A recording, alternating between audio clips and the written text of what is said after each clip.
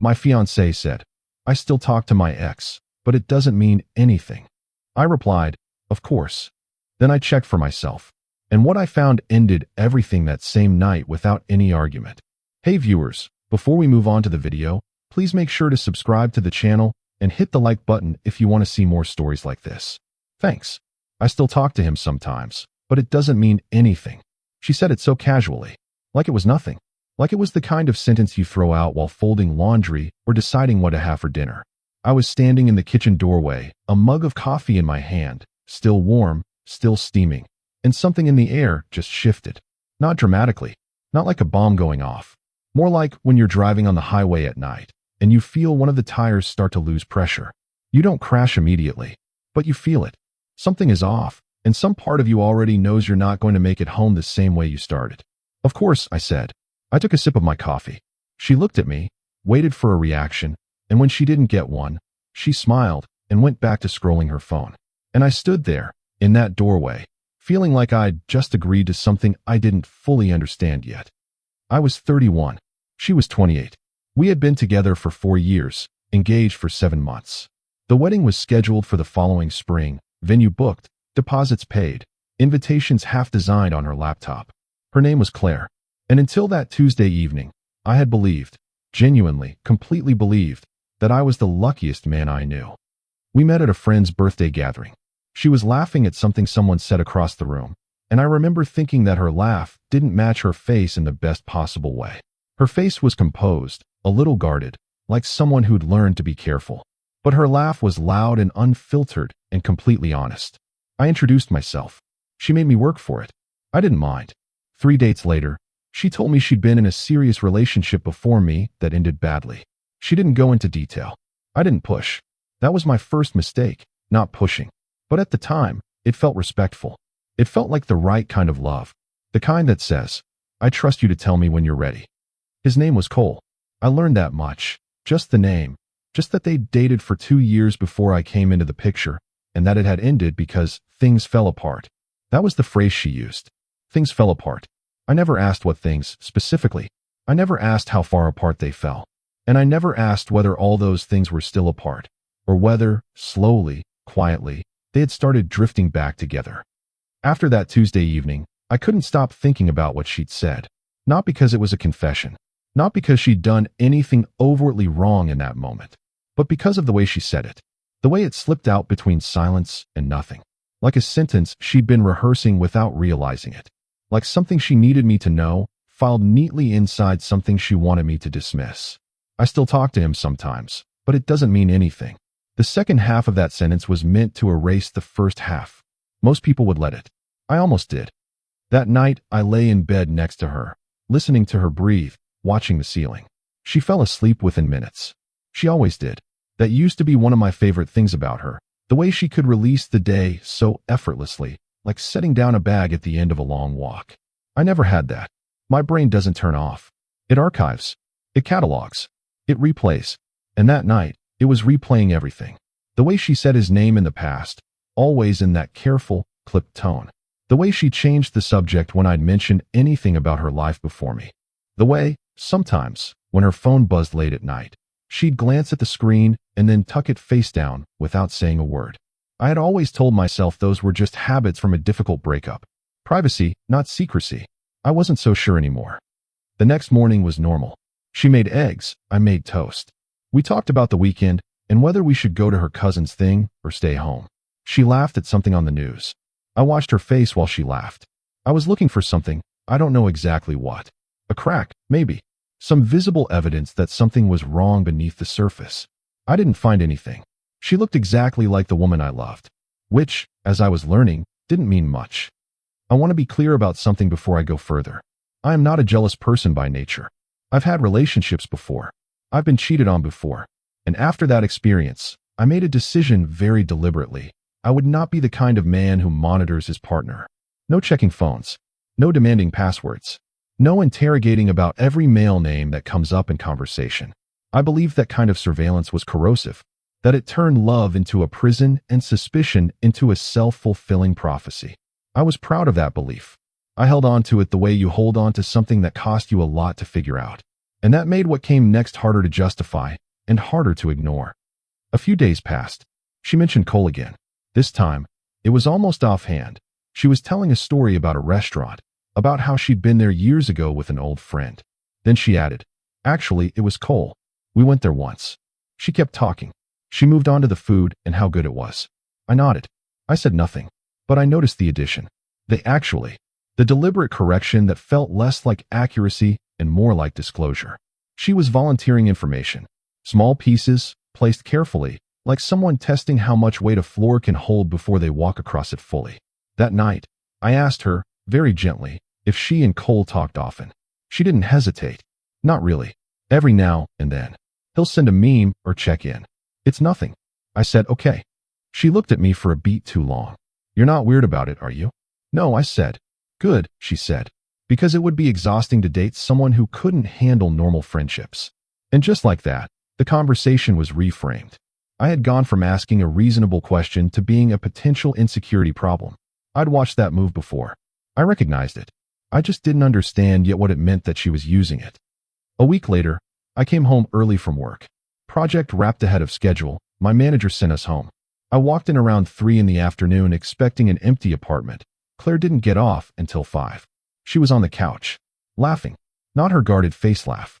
The real one. The loud, unfiltered, completely honest one that I had fallen in love with at that birthday party. She had her phone pressed to her ear. When she heard the door, the laugh cut off like someone had flipped a switch. She looked at me. There was a half second, maybe less, where her expression was something I couldn't immediately name. Not guilt exactly. More like the look someone gets when they've been caught doing something they weren't sure they were allowed to do. Hey, she said. You're home early. Project finished. She said something into the phone. I'll call you back, and hung up. Who was that? I asked. Just a friend, she said. Which friend? She picked up her water glass from the coffee table. Qley, actually. He was going through something. Just needed to talk. Okay, I said. I went to the kitchen and put my bag down. I heard her behind me, felt her presence before she spoke. It's really nothing, she said. He's been having a rough time. I didn't say anything, I replied. You have a look. I don't have a look. You do, she said. It's the same look you get when you're deciding whether to say something. She wasn't wrong. I was deciding. But what I was deciding wasn't whether to say something. It was whether to believe her. And for the first time in 4 years, I genuinely wasn't sure. I need to tell you about a conversation I had with my friend Aaron about 3 months before all of this. We were at a bar, catching up, the usual. He was telling me about a relationship he'd just gotten out of, a woman he'd been with for 2 years who had, eventually, admitted that she'd been emotionally involved with someone else for almost the entire last year of their relationship. Not physical, not technically a cheating story by some definitions, but devastating in a way he said was somehow worse than if she'd just slept with someone and told him. He said, the worst part wasn't what she did. It was that she made me feel crazy for noticing. Every time I brought it up, she had a reason, an explanation, a reframe, and I wanted to believe her so badly that I helped her do it. I remember buying him another round and thinking, that won't happen to me. Not because I'm special, not because my relationship was better, but because I told myself I was self-aware enough to see it if it started. I was, apparently, giving myself too much credit. After the early come-home incident, I let a few more days go by, watching, not checking her phone, not going through her things, just watching the texture of ordinary days. How she held her phone when it buzzed, how often she stepped out of the room to take calls, whether she seemed present, actually present, when we were together. What I found was harder to name than I expected, because she wasn't obviously distant. She still laughed at my jokes. She still held my hand in the car. She still talked about the wedding. We'd had a whole conversation about table settings and whether her aunt's +1 should be assigned a specific seat.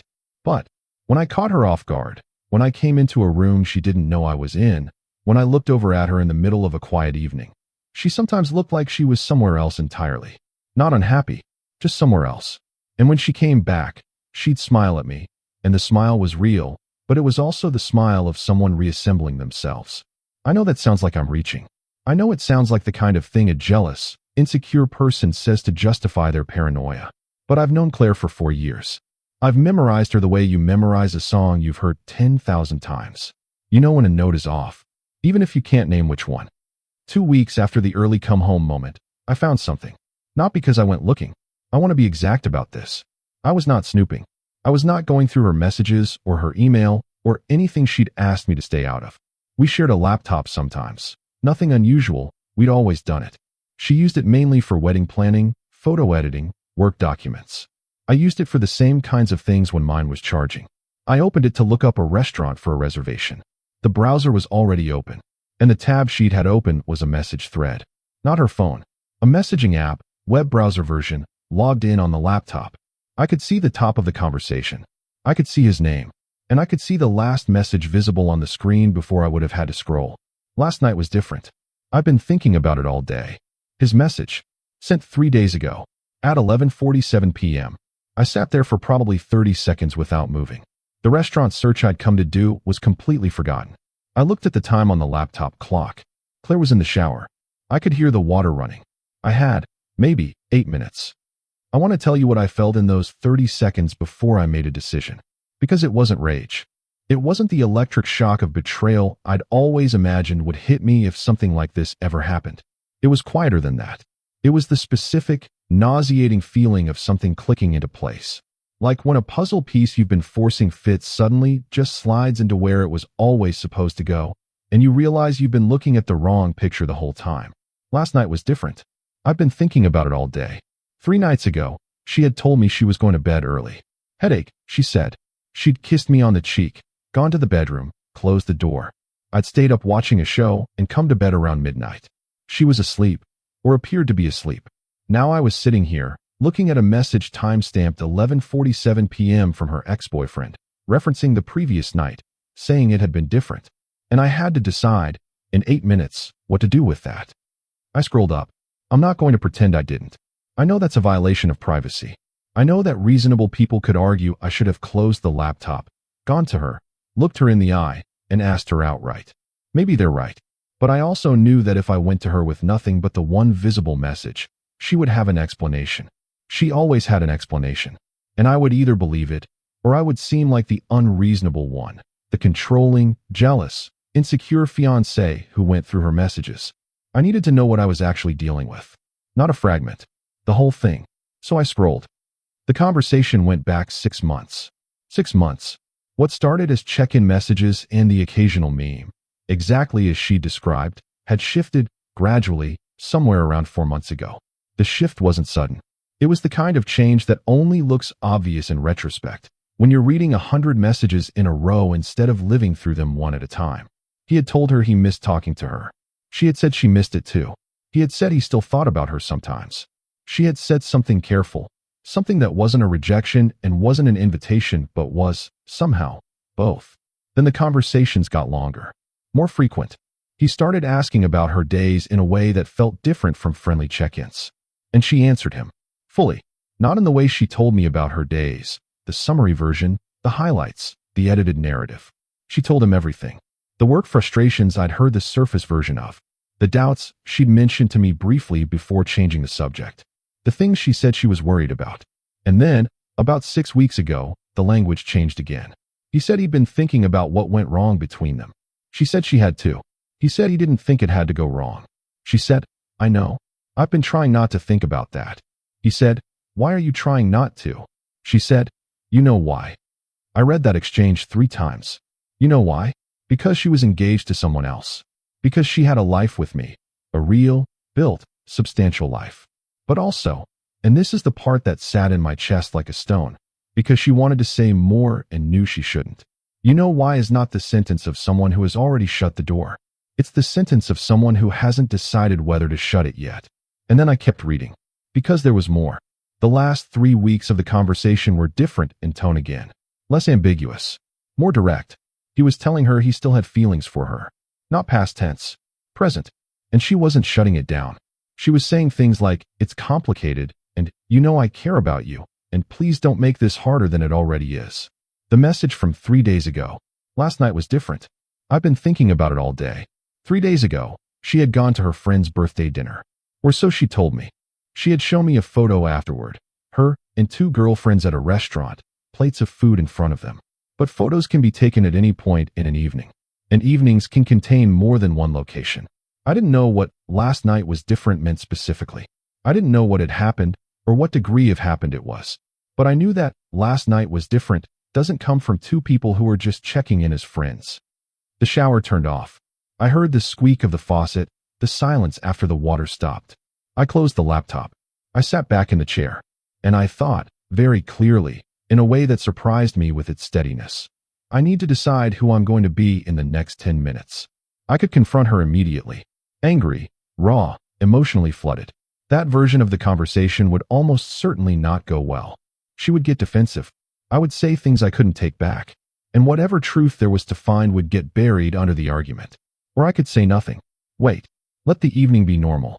Give myself time to think. And decide, calmly and deliberately, how to handle what I now knew. I heard the bathroom door open. I stood up from the desk. I walked to the kitchen and opened the fridge. Hey, she called from the hallway. What are you doing? Looking for something to eat, I said. My voice came out steady. I was slightly surprised. I was thinking pasta, she said, appearing in the kitchen doorway in her robe, towel on her hair. Sure, I said. And we made dinner. Together. Side by side in that kitchen like we had 100 times before. And I handed her things and she asked me to stir something, and the whole time I felt like I was watching the scene from slightly outside my own body. Watching a man cook dinner with the woman he was going to marry. Watching that man know what he now knew. Watching him try to figure out what comes next. Dinner was quiet. Not uncomfortably so. We talked about small things. She mentioned something a coworker had done. I mentioned the project I'd finished. Normal noise. The static of a shared life. I watched her laugh at her own story about the coworker, and I thought, she is good at this. Not in a cruel way. Not even in an accusatory way. Just as an observation. She was good at the surface. She had always been good at keeping the surface calm and presentable. I had once thought that was composure. Now I wasn't sure what it was. After dinner, she went to the living room. I did the dishes. Standing at the sink, water running over my hands, I made a decision. I wasn't going to confront her tonight. Not in anger. Not with emotion driving the car. I was going to sit with what I knew, let it solidify, and wait for a moment where I could speak from clarity instead of pain. That moment came sooner than I expected. She came and stood in the kitchen doorway. I don't know why that detail stays with me. The kitchen doorway. The same spot where she'd said it doesn't mean anything weeks before. Can I ask you something? She said. Sure, I said. Are you okay? You've been quiet all evening. And there it was. The opening. The question I hadn't gone looking for. I turned off the faucet. I dried my hands. I turned around. And I looked at her. Really looked at her. For the first time that evening. How was the birthday dinner? I said. She blinked. What? 3 nights ago. Your friend's birthday. How was it? It was good, she said slowly. Why? Did you go straight home after? The pause was small. Anyone who wasn't paying close attention would have missed it. But I wasn't just paying close attention. I was watching for exactly this. We went for drinks after, she said. I told you. You told me you were going to be home late. You didn't mention drinks. I didn't think it was worth mentioning, she said. Is something wrong? Where did you go for drinks? Another pause. Slightly longer this time. A bar near the restaurant. Why are you asking me this? Just curious, I said. She studied my face. You're doing the thing again, she said. What thing? The deciding whether to say something thing. Maybe, I said. So say it, she said. If you have something to say, just say it. I looked at her. I thought about the message. Last night was different. I've been thinking about it all day. Was Qley at those drinks?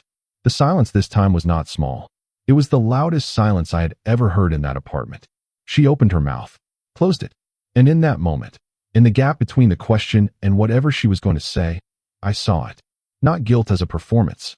Not the calculated look of someone caught in a lie and deciding how to manage it. Something more honest than that. The look of someone who had just realized that the floor they'd thought was solid was not solid at all. Why would you ask that? She said finally. Because I'd like to know. It's not. He happened to be at the same area. He texted when he saw I was nearby, and we met up briefly. It wasn't planned. How long is briefly? I don't know. An hour. An hour and a half. Just the two of you. She crossed her arms. Yes. Okay, I said. Okay, she said. That's it. What would you like me to say? I'd like you to not look at me like that, she said. Like what? Like you've already decided something. I said nothing for a moment. Then, Claire, I need to ask you something, and I need you to be honest with me. Not careful.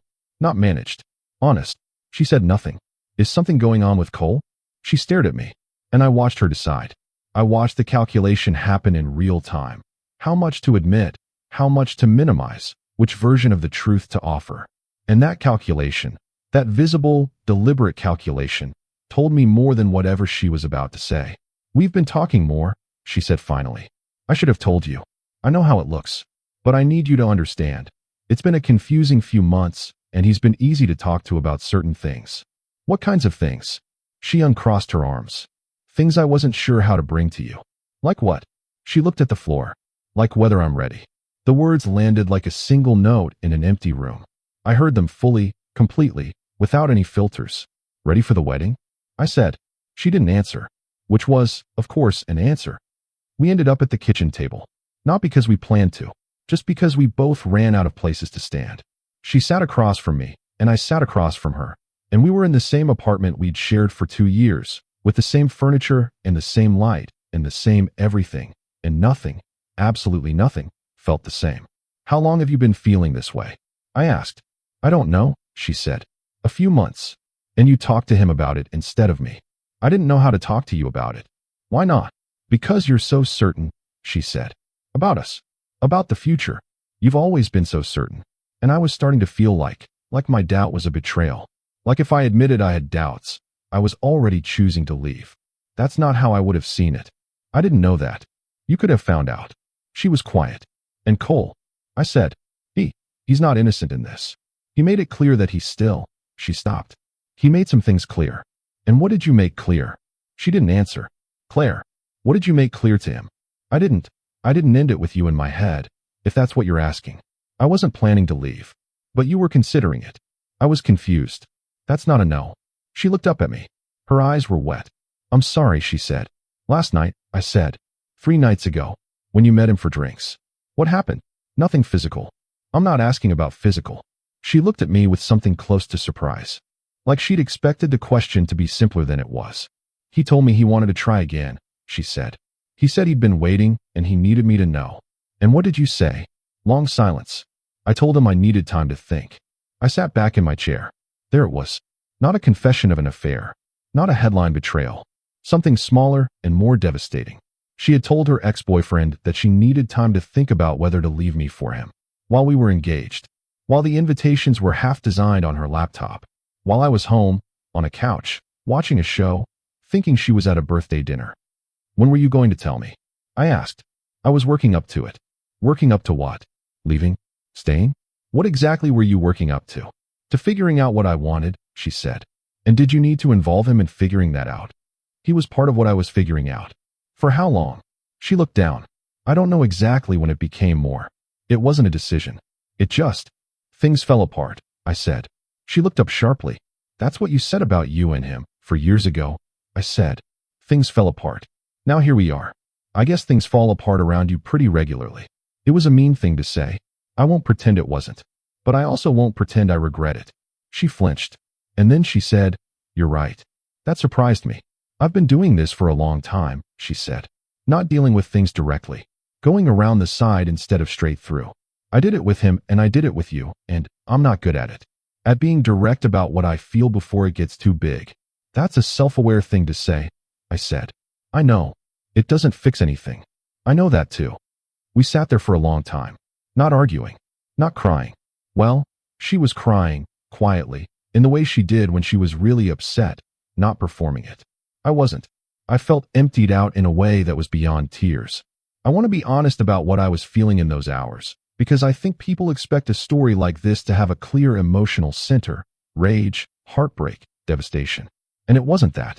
It was more like grief that arrived too suddenly to be properly felt, like finding out something that part of you already knew, and the grief is less about the information and more about the confirmation, about the end of the version of your life where the information wasn't confirmed.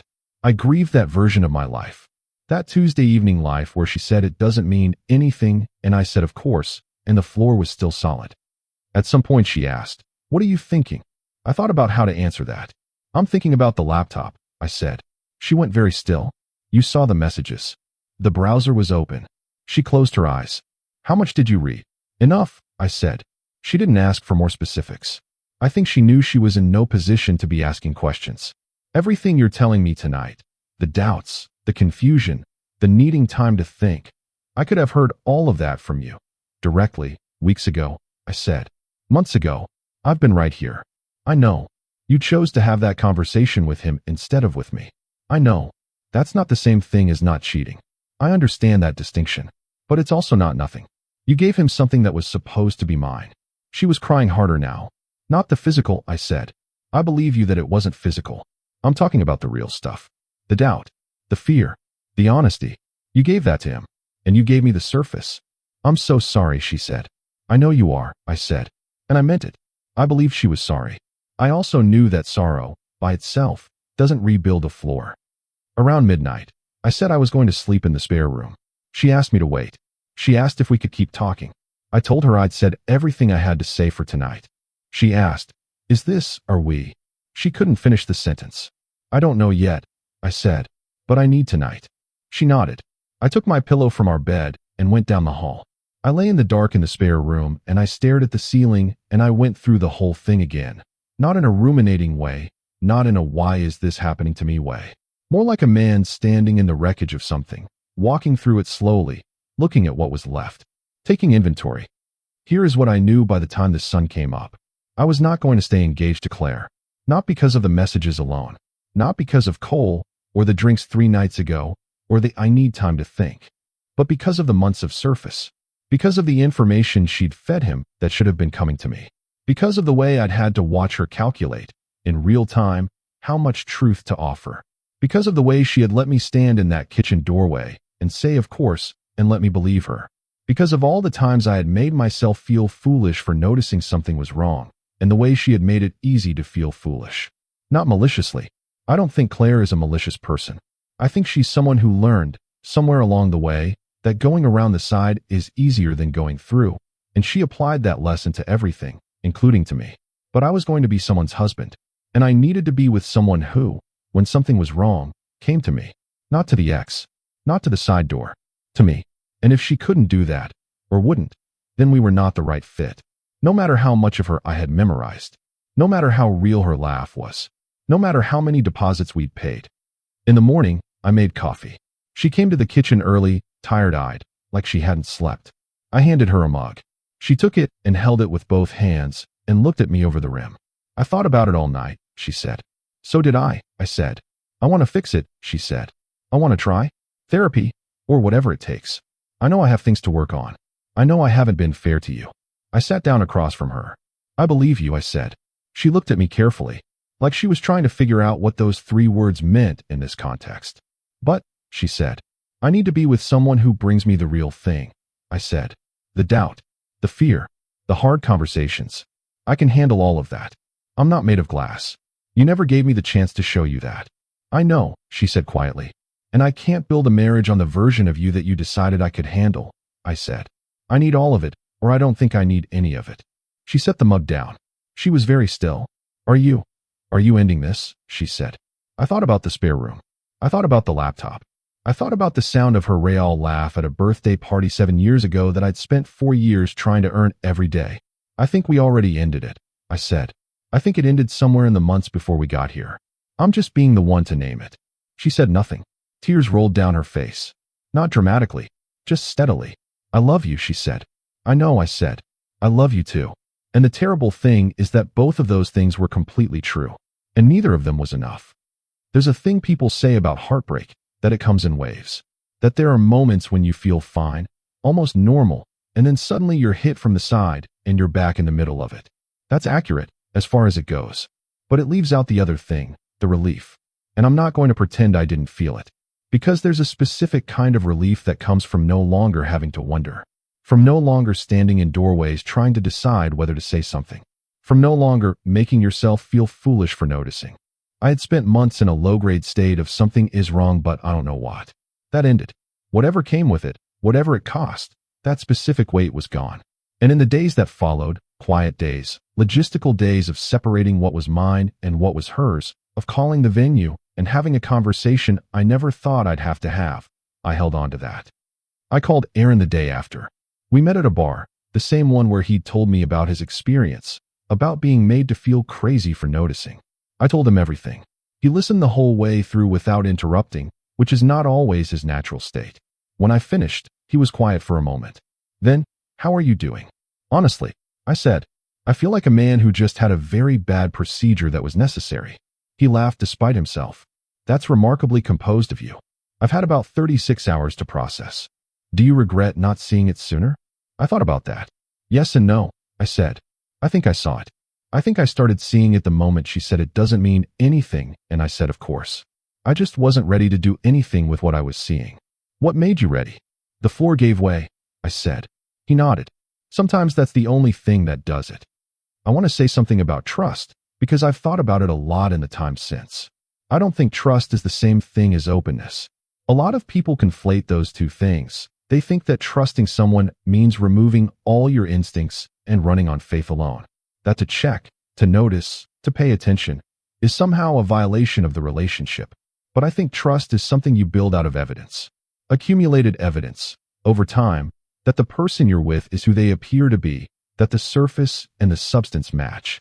And when you start finding evidence that they don't match, not rumors, not paranoia, actual, concrete, in front of you evidence, the rational response is not to make yourself doubt the evidence. The rational response is to update your understanding of the situation. That's not a betrayal of trust. That's what trust actually requires. A month after that night, I moved into a smaller apartment. It took about 3 weeks to sort out the logistics. The lease was in both our names. We handled it without lawyers, without screaming, without the spectacular collapse I had always imagined a breakup of this magnitude would require. She got the sectional couch she'd picked out. I got the coffee table I'd bought the year before. We split the kitchen stuff evenly. She cried twice during the process. I cried once, alone, at night. The first time I cooked in the new apartment, and there was no one else's cooking noises coming from down the hall. We didn't argue once, which maybe says something.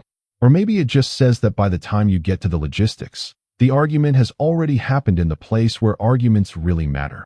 Inside the long, quiet reconsideration of everything you thought you knew. The last time I spoke to Claire was a Tuesday, about 6 weeks after. She texted to say she'd found a book of mine at the old apartment and asked if I wanted it. I said yes, and she left it in the mail room of her building, and I picked it up. There was a note tucked inside the front cover. It said, "I'm sorry for not being braver with you. I think you deserve that. I hope you find someone who gives you all of it." I stood there in the mail room of her building, holding this book, reading that note. And I thought, yeah, me too. I've had people ask me, friends who learned pieces of the story over time, whether I did the right thing, whether ending it over something that wasn't technically a physical affair was too severe, whether I was punishing her for being imperfect instead of helping her grow, whether I was, on some level, just looking for an exit. I've thought about all of those questions seriously. And here is what I genuinely believe. There is no exit seeking without a reason. If I'd been looking for an exit, I would have found one years ago, or manufactured one, or talked myself into one at the first inconvenience. What I did instead was stay, and invest, and build, and love a woman as faithfully and fully as I knew how to. And when the floor gave way, it didn't give way because I pushed it. It gave way because it was hollow. And you cannot build a house on a hollow floor just because the surface looks good. I'm writing this from my smaller apartment, on a regular weeknight, with a cup of coffee and the kind of silence that has taken some time to get used to but no longer feels wrong. I'm 31 years old. I was almost someone's husband. I'm not. And there are nights when that lands hard, when I see a couple at a restaurant sharing a plate of something, and I feel the specific loneliness of the person who thought that was going to be his life. But there are other nights when I come home to a space that is entirely mine, where I don't have to wonder, where the surface and what's underneath it match perfectly, even if what they match is just one person, alone, figuring it out. And I think, this is better than the hollow floor. This is better than, of course. This is better than standing in a doorway trying to figure out what's wrong with a situation I was being told was fine. I think about what would have happened if I just closed the laptop that day, if I'd walked away without reading, if I'd gone back to the kitchen, made my reservation, ordered the same food we always ordered, and let the surface remain the surface. I might be married by now. Spring wedding, as planned. Photos on someone's social media. Comments that say beautiful couple. And maybe it would have been okay.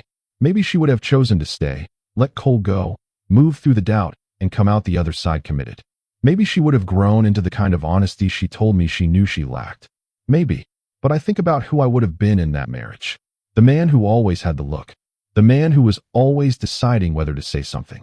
The man who agreed, again and again, to, of course, while the floors slowly buckled underneath him. And I don't want to be that man. I've met that man in glimpses over the last several months. And he deserves better than, of course. He deserves the whole thing, or nothing. And I'd rather have nothing and know it than have everything and not. This is my story. I'm not telling it for sympathy. I'm telling it because I sat with it long enough to understand it. And because sometimes the most important thing a person can do is close the laptop, make the coffee, cook the dinner, and wait for the right moment to say the true thing clearly. Clearly, not loudly. Firmly, not cruelly. And then let the outcome be what it is. Even when it costs you everything you thought you were building. Especially then,